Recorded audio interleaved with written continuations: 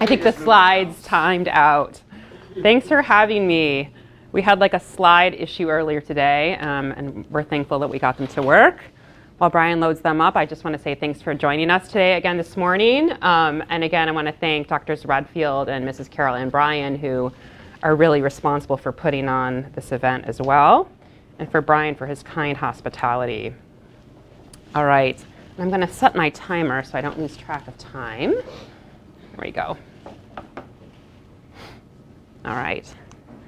So I don't have any disclosures to make. So the goal of my talk today also, just like last night, is simple. For those of you in the healthcare field who teach healthcare, who are going to think about being in the field of healthcare, I just want to encourage one another today in my remarks. And I want to ground my comments with one question that we're going to productively wonder about today. And that question is, what difference should it make, if any, to our practice of medicine when we conform our vision to Christ? So what difference should it make, if any, to the practice of medicine when we conform our vision to Christ? So in order to answer that question, right, we need to understand, like, what does conforming our vision to Christ even look like? Like, how do we do that, right? And how does, if we wonder about Christ's perfect vision of the good and the concepts that flow out of that, why does that matter for us to think about these concepts, like the value of human life, right? Human dignity. And how might this productive wondering lead us to develop what I'm going to be talking about today, which is a theology of medicine? So today I'm going to be talking to you about creating like a theology of medicine, or if that term freaks you out, a philosophy of medicine. So do you have one, right? Upon whom or what is it based? What is the goal or the telos of medicine? And how does your faith inform this? So fortunate for us, we can look to the divine scriptures and the divine physician himself, Jesus Christ, to help us find answers to these questions. If you have a theology of medicine, it's my opinion that your theology of medicine should be based on truth, and truth as a person. So I talked about this a little bit last night, but as a newer Christian, I've spent a considerable amount of time thinking about how Christ's perfect vision of the good, his actions, his deeds relate to my practice of medicine. I encourage you to do the same. And so out of this exercise, I've created this theology of medicine that I have, and I'll try to express it through my talk today, but how helpful it's been for me, because once you have a theology of medicine, everything else like flows out of that, right? Your view of the person, right? Your view of what health or healthcare is or isn't, right? And even it's inspired me to think about, like, what things do I want to research in my research career? Like, what are the things that I want to write about in op-eds, or that I want to teach about or speak about? So this helps you in your efforts in medicine to be focused, and to be doing that, you need to be like-minded with Christ. And again, why is it important to do this? Well, in medicine, like we talked about last night, this is sacred space. We're taking care of someone's mother, someone's brother, someone's sister, someone's best friend. We didn't go into medicine, right, to take care of a disease or a receptor or symptoms, but human beings, and we must not forget the goal of medicine as we go forward. So why is it important to have a theology of medicine? Well, as I talked about, everything else will flow out of that, right, hopefully. In medicine, especially with all the opportunities that are so bountiful, which is a blessing, right, there are so many things that are going to come your way, right, that you'll be offered to do. And all of these opportunities, most of them that come to you, they're going to be really important, right? But how do you decide as a finite human being with finite time, like, where should I spend my time? So my theology of medicine has acted almost as like a sifter, like I can sift through opportunities. Do they align with my theology of medicine? If they don't, not to say that those aren't important, but I might refer one of my colleagues for that opportunity, maybe, who it might more align with what they want to do with their career, right? And also your theology of medicine, hopefully, can help you, once it's put together, and we'll talk about how to do that, become a way for you to make sense of ethical encounters that you face in the practice. Even things that, as you can imagine, there are things coming down the pike that we haven't even imagined yet. So how are you going to make sense of those as a Christian? And hopefully also your theology of medicine, like we hinted at last night, will help you in your meaning making at work, right? When we know meaning making is really important to prevent burnout in your career. I showed you all this last night, but for those of you that weren't there, Cicely Saunders is the mother of modern day palliative medicine. And she says that patients suffer or are well in 4 intersecting quadrants: physical, psychological, social, and spiritual. And we talked about last night that this model is of total pain, right, relates to our patients. But today, actually, I'm going to talk about this model as it relates to us as healthcare providers, as teachers, right? We experience spiritual distress in our work, especially in healthcare. What would that look like? Well, it would look like, gosh, what am I even doing in this work? Does my work have any meaning? Like a loss of meaning, right, can cause us spiritual distress. Why didn't I go to business school, you know? Why am I doing this, right? But also, like, the biggest thing, which I hinted at last night, was my biggest, I think, struggle as a trainee, was like, how do you make sense of like the suffering that you'll see and the effects of death and dying? Again, not that there's ever an all-satisfying theodicy, but like, how can you have some peace that comes from your faith that you should be allowed, as we talked about, to bring that to work? Because again, like we talked about last night, especially if we want to be putting people into the world to take care of whole persons, we can't expect our healthcare provider to take care of whole persons if they haven't been allowed to be whole persons at work. And so I have trainees all the time that come to me and they say, you know, Kristin, I'm a Catholic and I really don't understand how it's related to my work here. I want to be able to understand how my faith informs my work, but I don't see a connection. Can you help me see a connection, right? So this theology of medicine can help people bring themselves fully to work so that, again, like we talked about last night, you're not a Catholic just on Sunday and a doc, let's say Monday through Saturday, but a Catholic physician all the time. And hopefully I'll show you how that actually is like a good thing. So let's first turn to ethics, you know, as we think about shaping our theology of medicine. So most of us take care of patients in a system, right? And that system has its own set of ethics, right? So how do you navigate as a Christian the ethical dilemmas with which you're faced? Physician-assisted suicide, euthanasia, abortion. How do you speak about those topics? And how are you going to navigate the challenges that like you haven't even dreamed of yet, right? So how does your faith inform your ethics? So, you know, hopefully I'll show you how your theology of medicine can help you respond coherently to this space. And the space of ethics, really, as Christians, we should be encouraging each other to think through the why questions, right? The should questions, because science by itself cannot answer those questions, right? So when I think of ethics, I think of three sort of, I use, for those of you who are familiar with Peter Kreeft. So Peter Kreeft, as you know, is a Catholic philosopher. And he speaks of ethics like a house, okay? So ethics is the house, and there are three doors into the house. The three doors are good, right, and ought or should. And you can enter the house through any one of the doors because all the doors are relative to one another.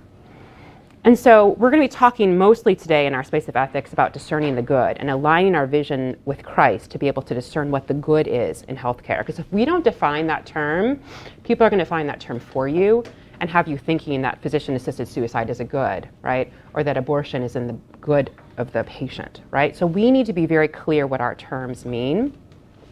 And really, as I talked about last night, we have something radical and countercultural to say, and we should be bringing our theology of medicine to bear into the house of ethics, I would say. So there's also another beautiful analogy that Peter uses that I use all the time that he borrows from an analogy from Mere Christianity. But he says, think about ethics like a fleet of ships that are at sea, okay? And the ships basically, as a fleet, have three questions that they're trying to discern.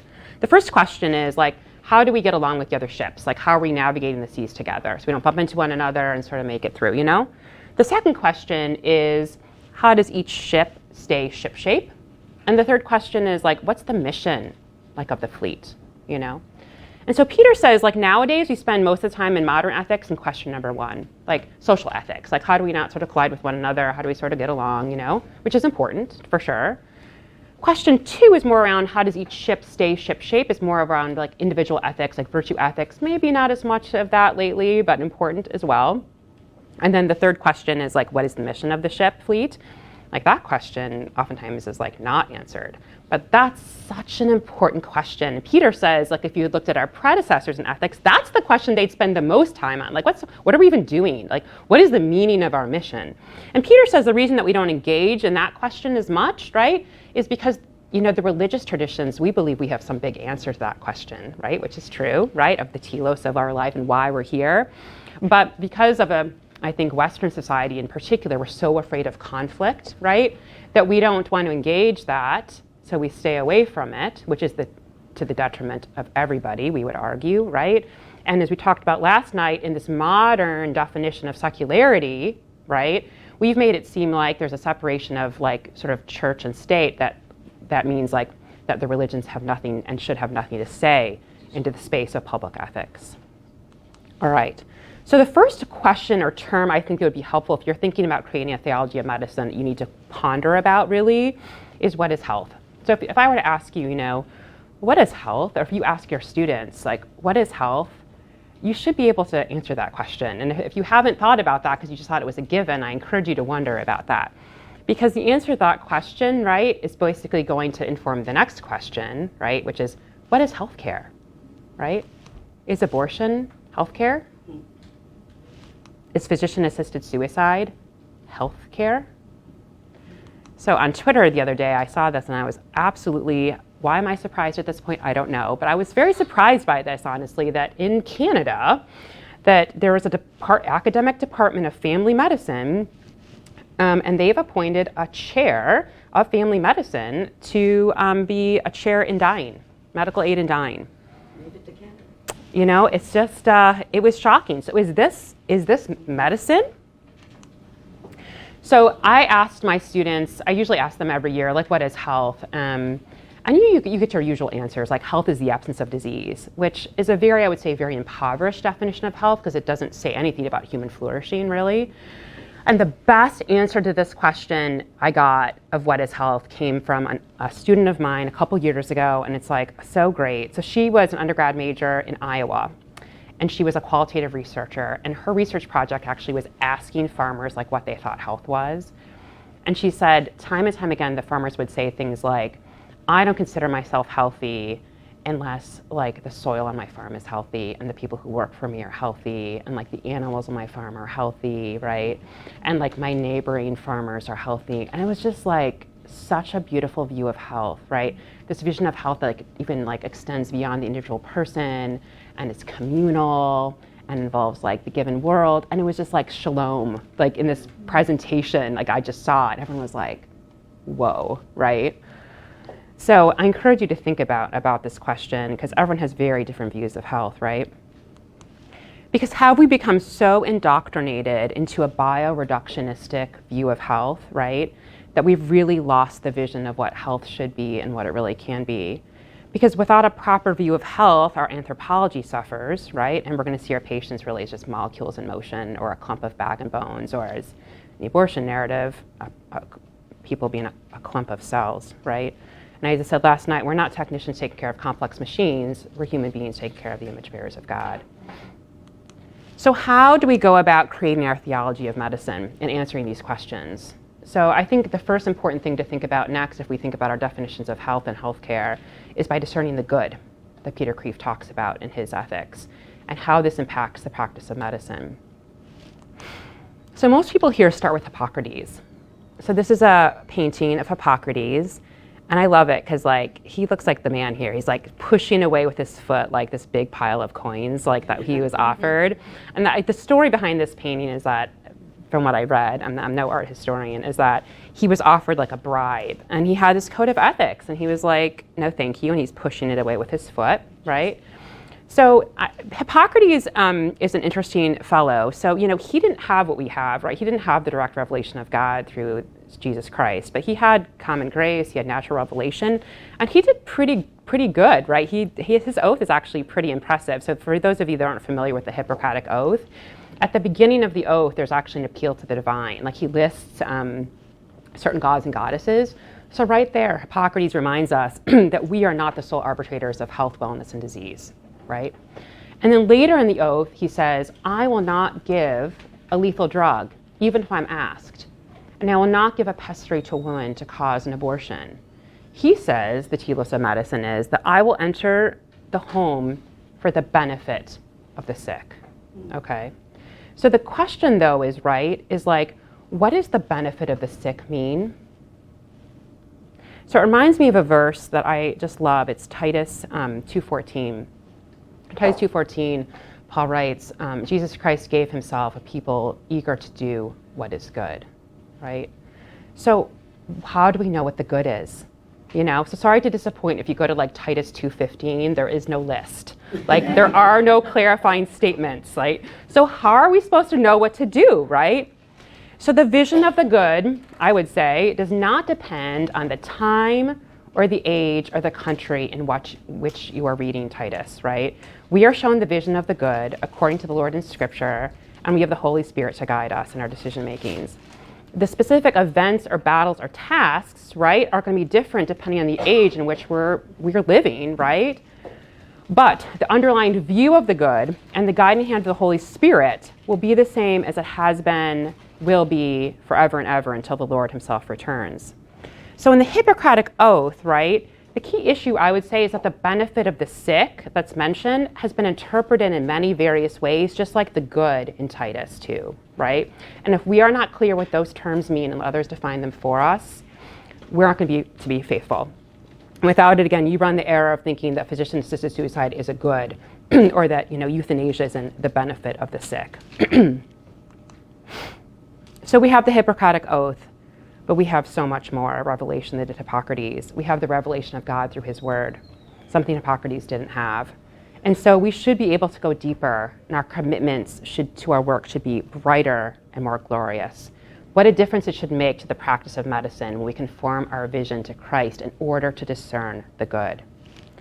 So the first, I would say, tenet of my philosophy or theology of medicine is one that I mentioned last night that I never get sick of talking about, is that your patients are made in the image of God, right? And because of that, your work and my work has inherent meaning.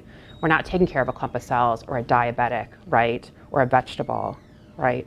We're taking care of someone made in God's image, right? And someone made in God's image with inviolable dignity and inherent worth.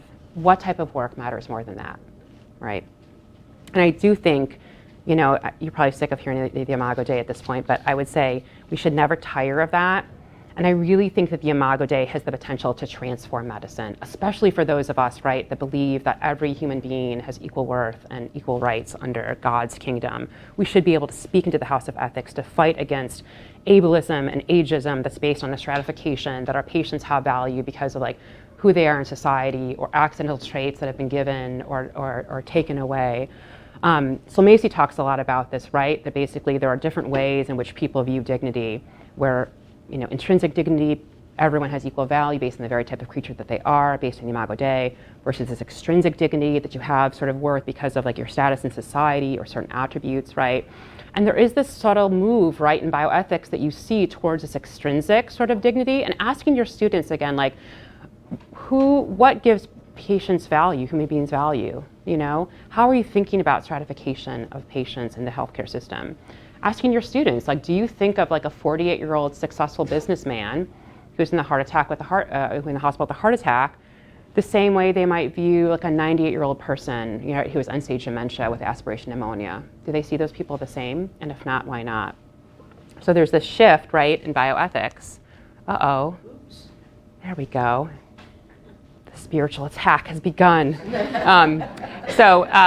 Charles Camosi, who I know was the speaker last semester, speaks about this in his book. It's such a great book, Losing Our Dignity, How Secularized Medicine Has Undermined Fundamental Human Equality. So Charlie talks about the shift in bioethics, right, which is subtle, right, but it's worth noting towards this personhood view, right, that instead of every human being having equal value because of the type of creature that they are, based on the Imago Dei, some people get this designation of persons, right? And you are a person if you have certain traits, a certain level of consciousness, let's say, or ability to communicate, self-awareness, agency. And if you don't have those traits, then there's this term which is really abhorrent that you will hear, and I would ask you to speak up against it if you hear it, is you're a human non-person, right? And if you're a human non-person, you don't really have the same rights and sort of value as persons, and therefore you're at risk to being discarded as part of throwaway culture, right? And if you think that's dramatic, it's very dramatic. And if you think that it's overly dramatic, I'm not lying. Charlie has in his book examples of real people who were the victims of this type of way of thinking, who literally were discarded like trash. So to highlight this, I think it's important to give you a story of a real person. So Michael Hickson. This is a picture of Michael with his wife, Melissa, in the hospital. Michael was hospitalized with COVID-19 in summer of 2020. And Michael, maybe 2 years before his hospitalization, was suffered an out-of-hospital cardiac arrest. And he was resuscitated in the field, but he had an anoxic brain injury. So his brain was without oxygen during the resuscitation for a few minutes. And because of that, he had some resultant physical and cognitive limitations. And so, but he was married. He had several children, really close with his family. And he was hospitalized for COVID-19 and had pretty bad COVID pneumonia. His wife videotapes a discussion between herself and the attending physician. And she's trying to get Michael to have medication. I believe it was remdesivir. And Michael wasn't being offered the medication by the doctor. And she's like, why not, And the doctor says, because he doesn't have a quality of life. And then she's like, well, why? What do you mean? And the doctor says, it's because he's not a walking and talking person. So, there are different ways, right, the physicians and patients view human life. And those views have real consequences, because out of that flows, right, your view of who should get treatment, who shouldn't, right? And so, physicians, I'm a physician, so I love my colleagues, but everyone has, they think they're doing things for the good, right? I mean, it's again how you define the terms. And so there's a study, right, that shows that physicians are by a group inherently ableist. Most of us come from sort of privileged backgrounds. We're very into fitness and running, and we put a lot of stock into our physical ability. And again, has consequences. If you ask physicians, what do you think that person's quality of life is, and you show them someone who has a disability, they will time and time again pretty consistently actually rate that person's quality of life than if you ask the disabled person themselves, right? So, because the question is, what sort of flows out of that? What policies flow out of this view? So Michael was in Texas. This is the TADA, the Texas Advanced Directives Act. So basically, in Texas, and in other states that isn't sort of codified in law, physicians have the ability to terminate the lives of critical care patients they believe that they're futile. If they basically think that they shouldn't have continued life. And again, I don't think that it's doctors just running around wanting to murder people, but again, in their mind, right, they think this is actually healthcare. This is in the vision of the good. This is in the benefit of the sick, right? But it's just a lot of power to give all of us have biases, right? It's just a lot of power when someone's life is on the line to give to a group of people who we know by very nature are ableist and oftentimes very ageist. Other hospitals have this as well, but it's interesting to sort of think about this shift. Because the question is who is included in the moral sphere of concern, right? And importantly, who's making these decisions, right? So we talked about last night about claiming a stake at the table of bioethics because of the views that we have. Who's included in the circle of the we, right? Who do we value and who do we not? Because if we let this view of the value of human persons be shifted towards this personhood view, we're going to lead out swaths of individuals down the line. Patients with end-stage dementia, the prenatal child, people with disability, right?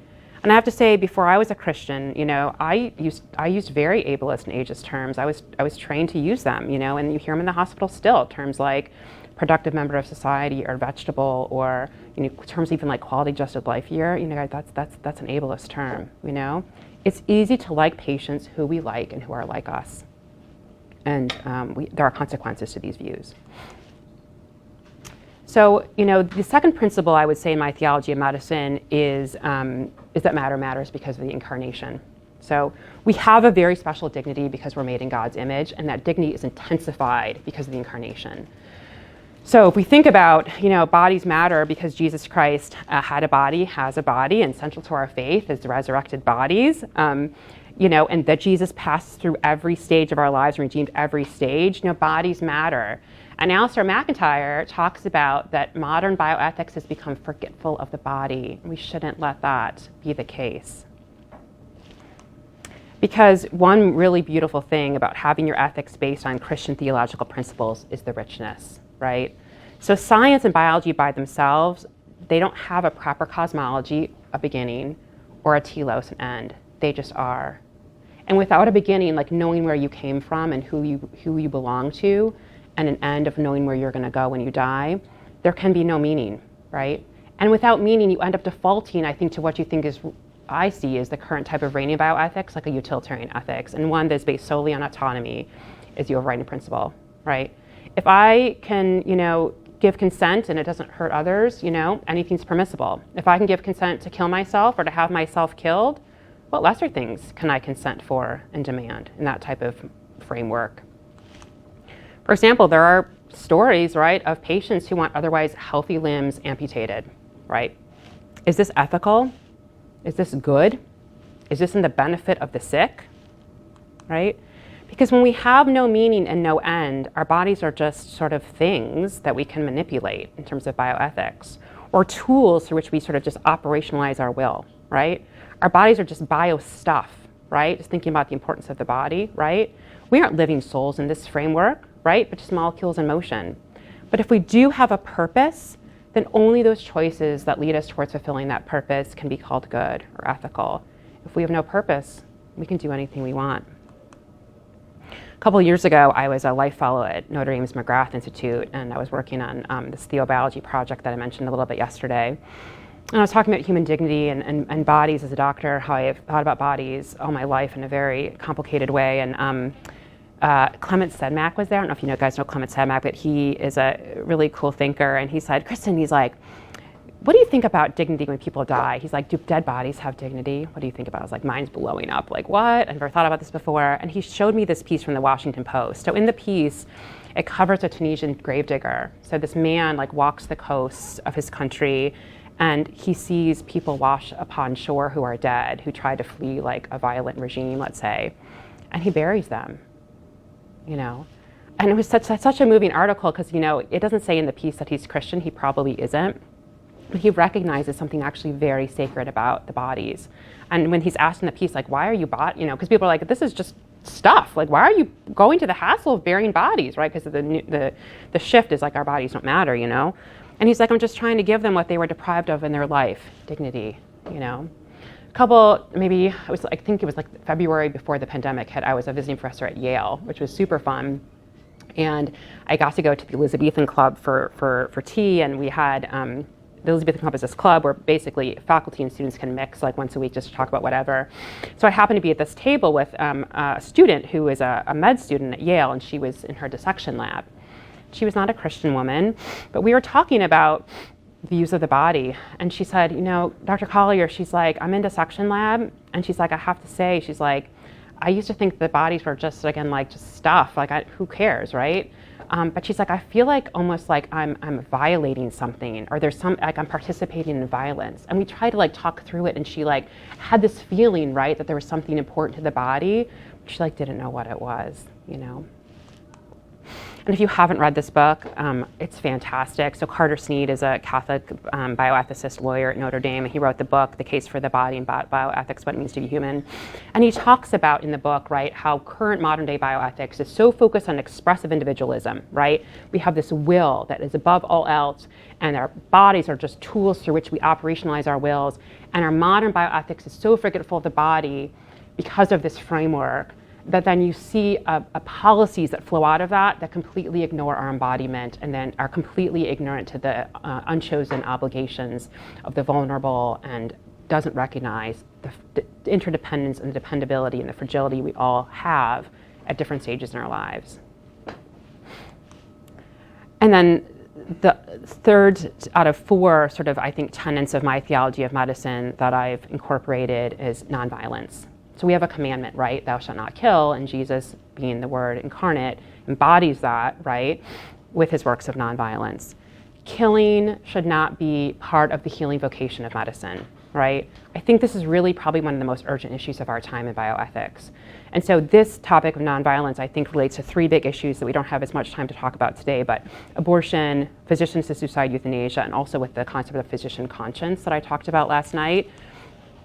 So I'm an internist, so our professional society is American College of Physicians. And it's interesting to sort of hear these comments come out of the big societies. So they say internists concerned that conscience protection rules will threaten access to preventive health services for women. Again, making it seem like all their internists think conscience protection is like some threat to like patient care, where actually we should be like claiming space for physician conscience. I mean, you think historically over the not too distant long ago, when there's like violence, like state-sanctioned regimes in certain parts of the world historically that have come up and have like had, you know, decrees for physicians to participate in violence, we should be making claims now that physician conscience is actually a tool, right? And that we should allow for physician conscience as actually a good thing in medicine to protect us against participating in violence, which we say is not in the good of our patients.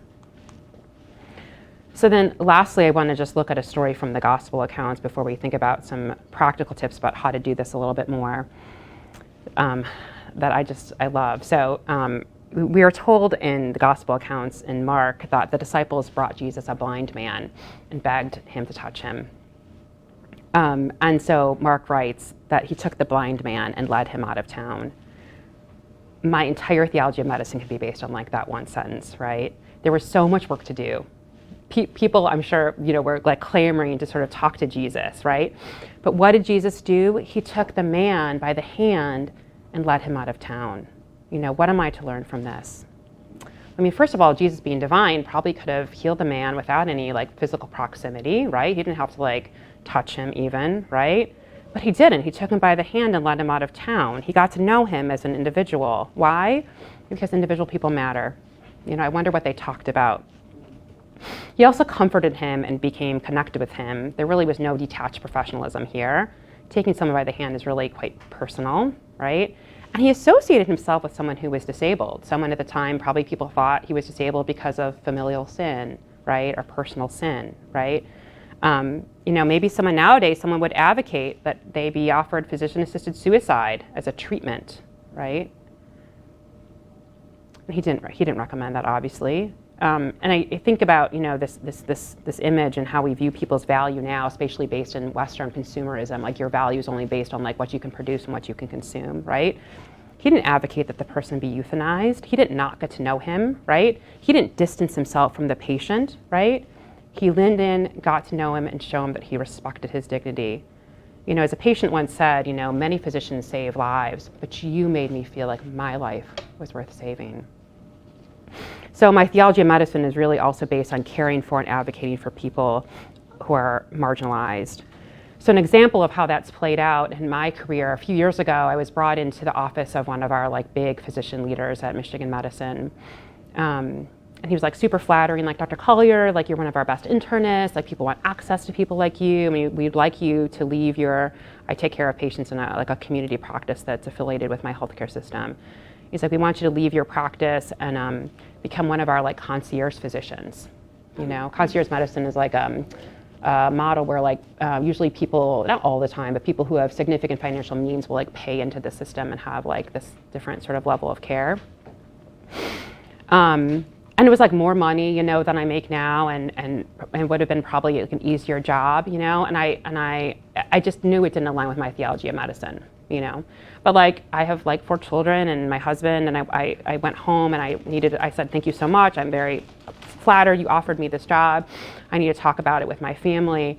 And I went home, and none of you know Tim, my husband's sort of a firecracker. I went home and I ran by Tim, and Tim's like, you tell them to go to hell. And I was like, okay, I'll go back and tell Dr. So-and-so to go to hell, you know. So I was like, okay, I'm like reassured we're on the same page, you know. So again, not that these people don't deserve care. They do too, right? But it just, that job didn't align with my theology of medicine, right? Thinking about it as like a sifter through which you sort of sift through opportunities that come your way, right?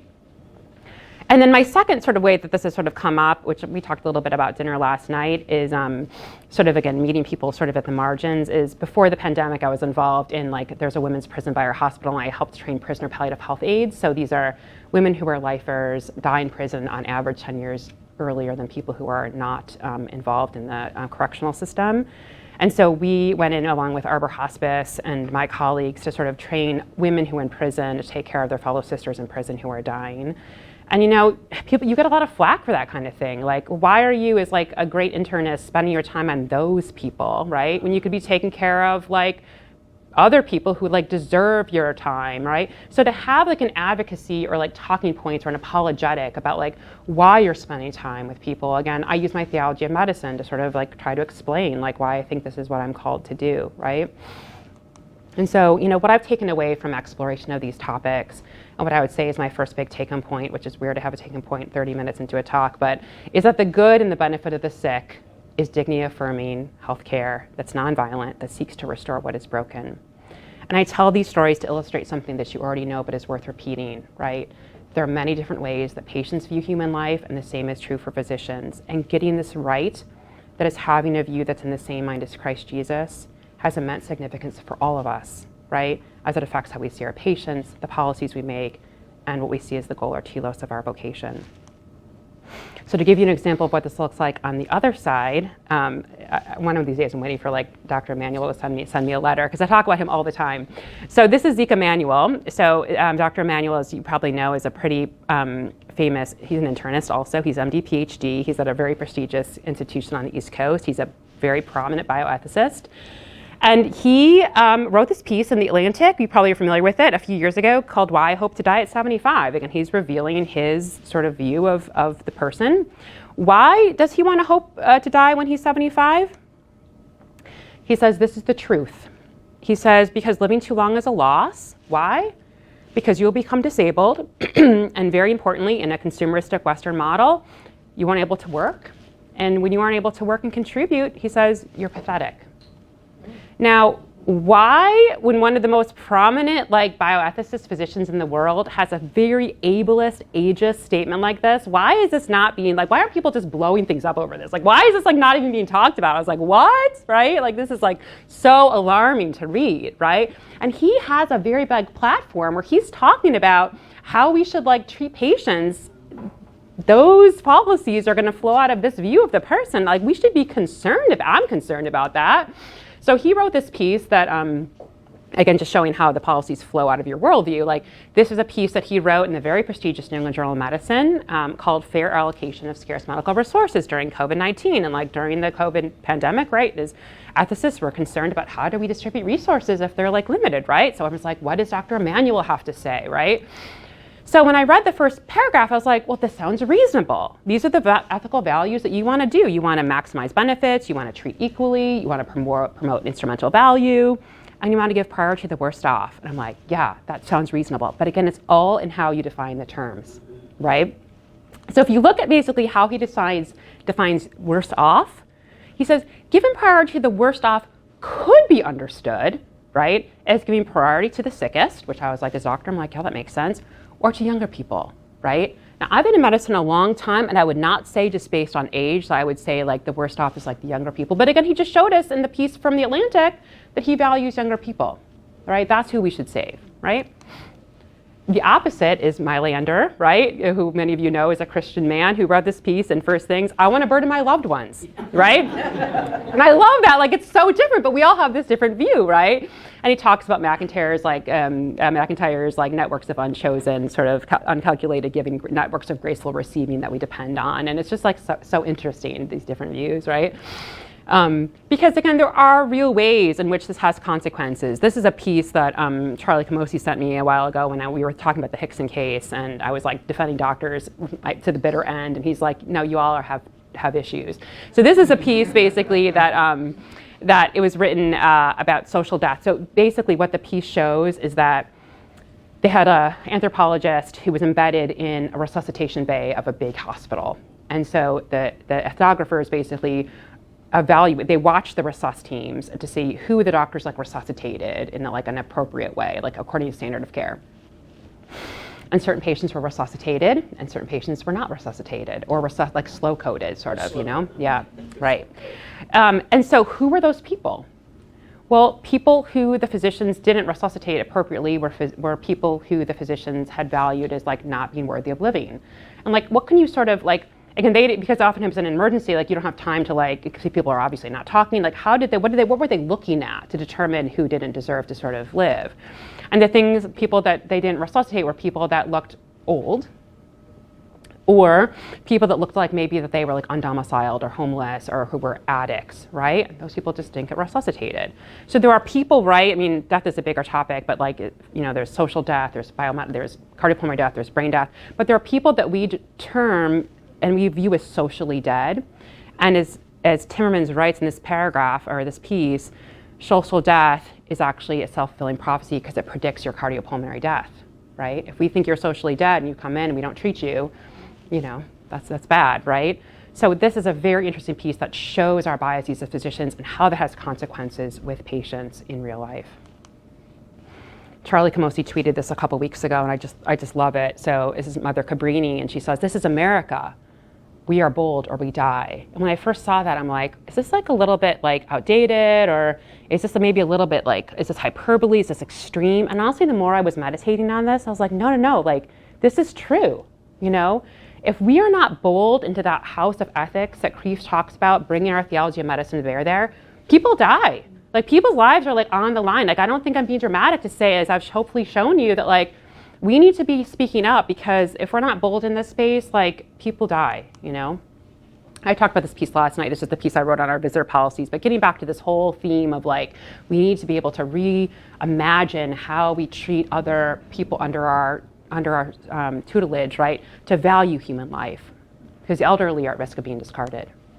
And I talked about this last night as well, about how for your theology of medicine, right, can help reclaim meaning making in your profession, right, that you should be able to bring your faith to work, because without your faith as a way to sort of make meaning of the things that you see, you're just cutting off a path of meaning making, which I argue in this piece is counterproductive when we think about the crisis of burnout. So to wrap up, I just want to spend a couple minutes talking about some practical things. So I guess when I talked about at the beginning that your theology of medicine can help you hopefully have a sense of peace, like with the suffering that you see. I love this. I think I could write, like I could do my PhD on this sculpture. This sculpture has so much in it that's just so rich, right?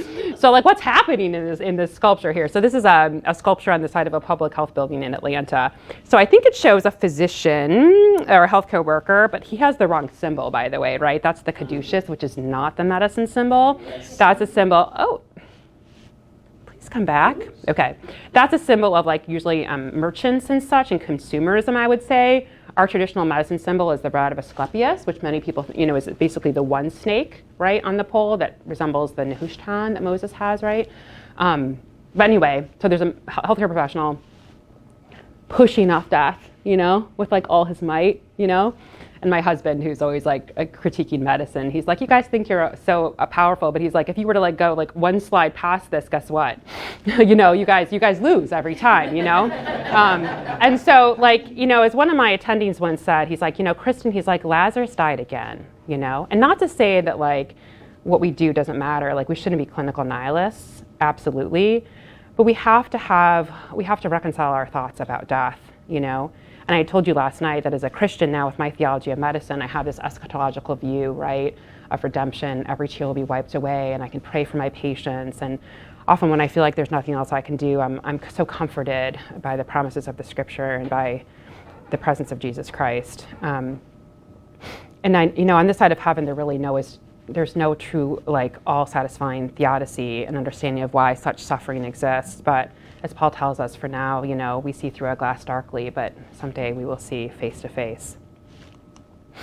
And when I teach my students, I talk about, I don't call it a theology of medicine unless it's a Christian group. I talk about a philosophy of medicine, and I sort of show them how I sketched this out. And I'm like thinking about what is the goal of medicine? It's to attempt to restore people to wholeness, and the process respect their dignity. And my goal then is to practice, teach, and advocate medicine that sees people in a way that recognizes them as more than just biological specimens and advocates for nonviolent healthcare. And it's interesting because I talked with some of you last night that a lot of the young people, right, they're really interested actually in justice. They're really interested in nonviolence. They're really interested in going to the people on the margins, right? And this resonates with them. And then later they find out that I'm Christian. They have to like reconcile. They thought I was reasonable, but then they found I was Christian, and But like I eventually fill in that this is based on my faith, view. But it's interesting to have conversations with students about things. This resonates with them because it's beautiful and true, right? And to have conversations through relationship with your students about the value of human life and what they think the goals of medicine are, it's very fruitful. These are things we should be talking about. So I'm going to end with just a couple quotes that I think are helpful. There's,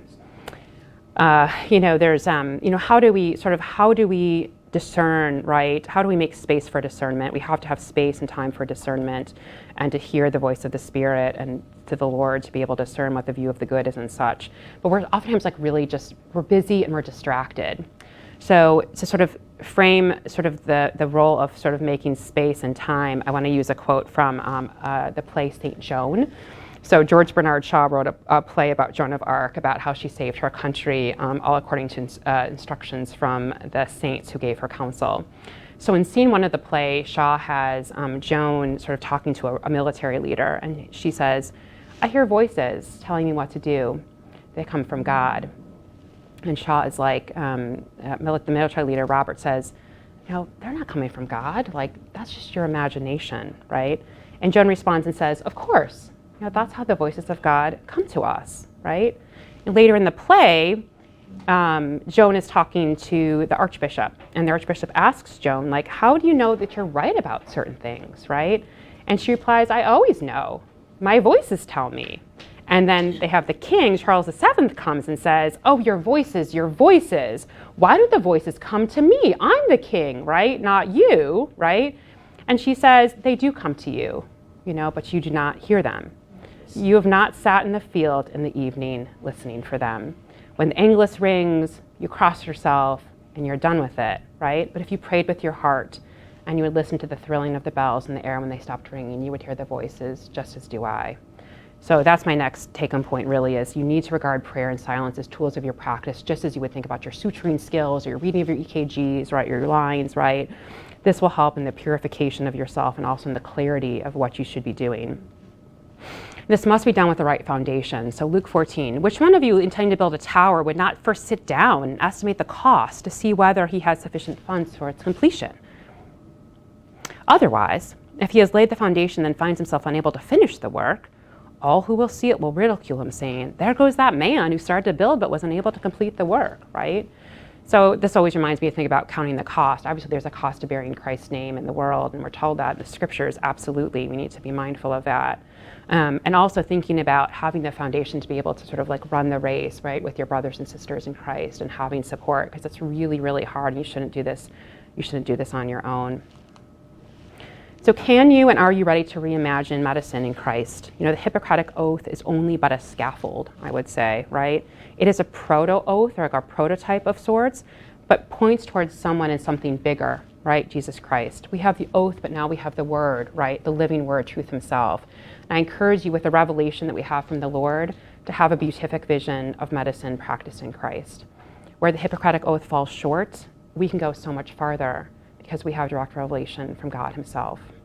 And I'll leave you with this quote from, many of you know I've been studying St. Newman for like the past couple years, and I love this quote. So Newman says, the world is a rough antagonist of spiritual truth, sometimes with a mailed hand, sometimes with pertinacious logic, sometimes with a storm of irresistible facts. It presses on against you. What it says is perhaps is true as far as it goes, right? But it's not the whole truth, and not the most important truths. These more important truths, which the natural heart admits in its substance, but it cannot maintain, the being of God, the certainty of future retribution, the claims of the moral law, the reality of sin, and the hope of supernatural help, of those the Church is, in matter of fact, the sole, undaunted, and only defender. So coming back to our question we started with, what difference should it make, if anything, to our practice of medicine when we conform our vision to Christ? The answer, hopefully, I've shown you today is everything. Thank you.